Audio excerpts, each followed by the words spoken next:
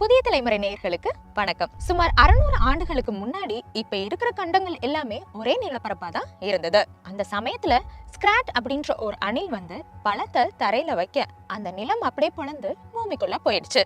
அந்த அணில் பூமியில இருக்கிற இன்னர் கோருன்ற ஒரு உருண்டையில விழுந்து அந்த உருண்டையில ஓடி ஓடி உருட்டுனாலதான் நம்ம பூமியில பிளவு ஏற்பட்டு பல கண்டங்களா பிரிஞ்சது. நீ என்ன இப்ப உருட்டிக்கிட்டு இருக்கன்னு தானே கேக்குறீங்க? ஆமாங்க, இது ஒண்ணும் உண்மை கதை கிடையாது. ஐஸ் ஏஜ்ன்ற ஒரு அனிமேஷன் திரைப்படத்துல எடுக்கப்பட்ட ஒரு சீனை தான் உங்களுக்கு இப்ப நான் எக்ஸ்பிளைன் பண்ணேன். இந்த சீன் ஒரு கற்பனை சீனாவே இருந்தாலும் இந்த கற்பனையிலயும் ஒரு உண்மை இருக்கு. சரி, இப்ப ஏன் இதை நான் உங்ககிட்ட சொல்றேன்னா, கடந்த 3-4 நாட்களாகவே ஆப்பிரிக்கா கண்டம் இரண்டா பிளவுபட போகுதுன்னும், அப்படி ரெண்டா பிரிஞ்ச ஆப்பிரிக்காவில கிழக்கு ஆப்பிரிக்கா நகர்ந்து வந்து இந்தியாவை முட்ட போறதாவும் செய்தி பரவி வருது.